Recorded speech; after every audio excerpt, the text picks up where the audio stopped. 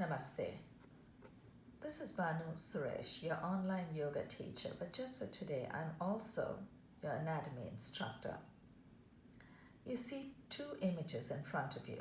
The one on the left focuses on muscle groups, the larger muscle groups in the front of the body, front of the human body. The one on the right focuses on larger muscle groups in the back of the human body. I'm going to just cherry pick some of the larger muscle groups just to show you how that particular muscle group might be impacted when we do our stretching in yoga. So see this large fan-shaped muscle right here in front of your upper chest. So follow my little black arrow right here. See this on either side?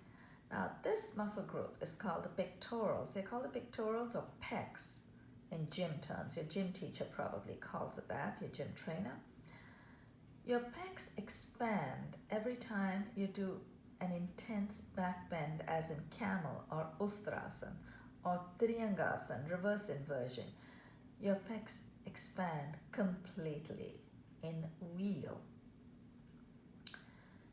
Now, your pectorals protect the lungs, the ribs, the rib cage, which actually expands with the help of intercostal muscles between the rib cage. So it expands upward. It's behind the pectorals right here on either side. And they also protect the heart. The pectoral muscles also protect the heart on the left side. Now the heart needs a bit of real estate. So the left lung, most people have their heart on the left side. The left lung would be a little smaller than the right one, but your pectorals would still be about the same size.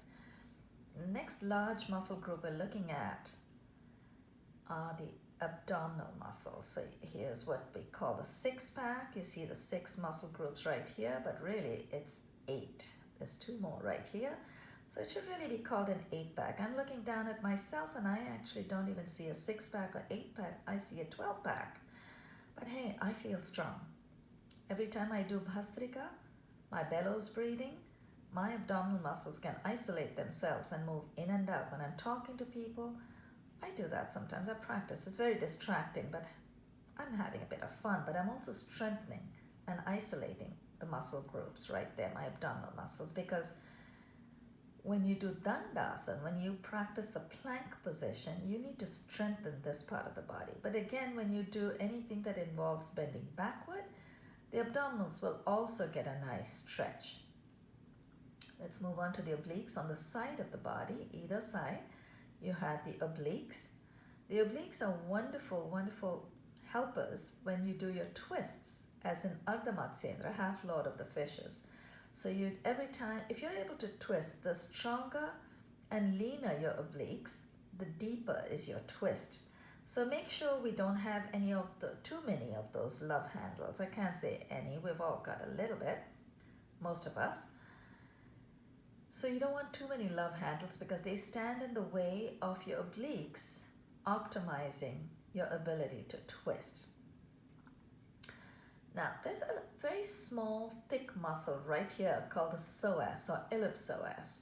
The psoas is, I think of the psoas as a hinge that connects the hip bone to the thigh. Now, it's a very important muscle, but you don't really feel it unless you're truly, truly doing a very deep stretch, as in Ashvasanchali, equestrian. When you do your Surya Namaskar, one knee is forward, you're down on the other knee, and you take your arms up all the way. You should be able to feel the stretching of your psoas muscle. So right here is where you have what I like to call the hinge on your left hip, and then you've got this hinge on the right hip. So I'm only going to show you on one side of the body because you have the same thing on the other side, hopefully. And just keep in mind that all muscle groups are connected. Thankfully, you don't have a bicep flying off to Mars and your triceps flying to the moon. All your muscle groups are staying contained within your skin. So every time you stretch one muscle, you are actually strengthening another. You strengthen a different muscle group, you're strengthening something, stretching something else. Now, you're looking at these thick green muscles right here in the front of your upper thighs. They are your quadriceps. Now, your quads are very strong muscles, and I know I have very strong quads. So every time you bend your knees, Your quads get a wonderful stretch. So you're talking about Natarajasana, dancer's pose, where one knee goes up. You're holding your ankles and you're bending your knee. And then you take your other arm up. So you get a beautiful stretch. I like to call it a delicious stretch because every time I feel a good stretch somewhere, I'm actually releasing endorphins that gives me a nice little high.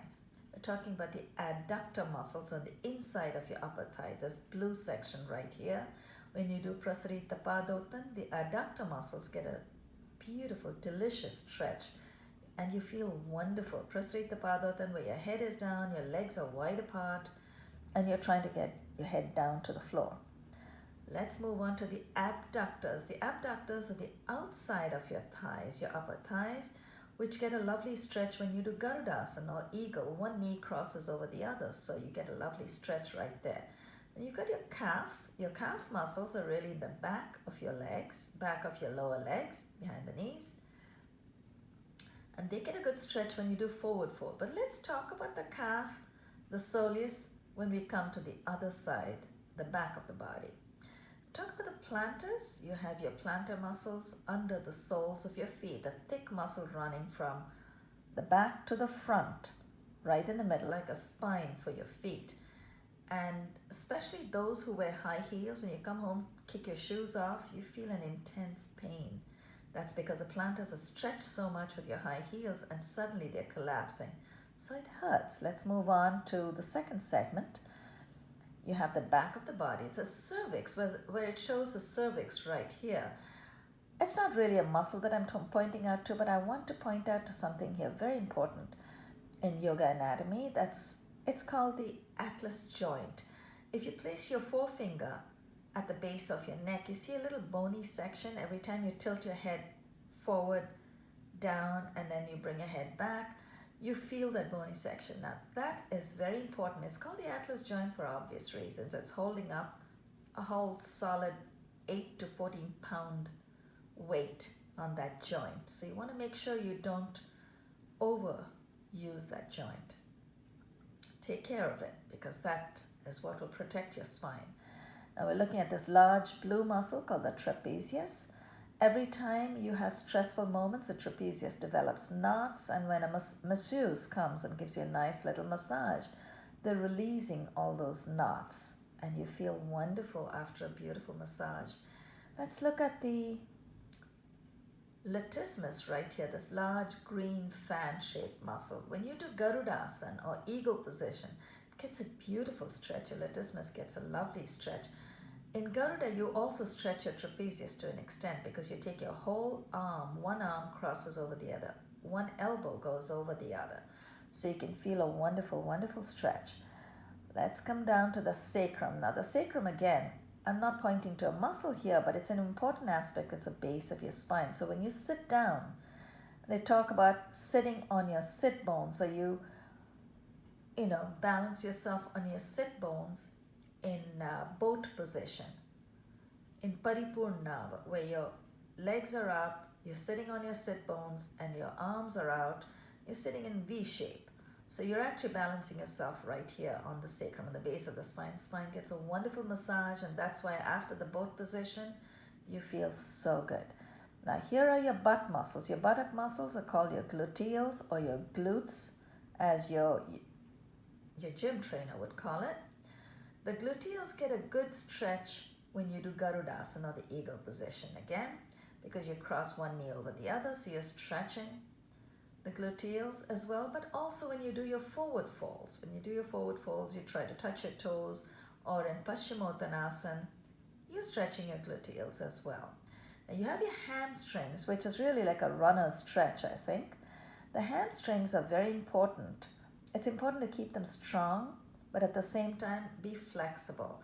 So do lots of forward folds to keep your hamstrings strong. Right here, this pink muscle group in the back of your upper thigh. Now we're going to skip the popliteal. We're talking about the soleus or your calves. Your calf muscles get a wonderful stretch when you do your forward folds. So you want to make sure that you stretch all the way forward, and then you've got your tender Achilles, what you call the Achilles heel, that muscle just behind the ankle. So we've sort of covered just the basics of yoga anatomy. So at least you know that the spine moves in 6 directions: back, forward, 2 side stretches on either side, and the twist. So you do your side stretches when you lift your arms up, palms facing in, and you tip over. Exhale to one side, inhale to the center, and then do the same thing on the other side. So let's meet in the next segment. That would be about glands and organs. Namaste.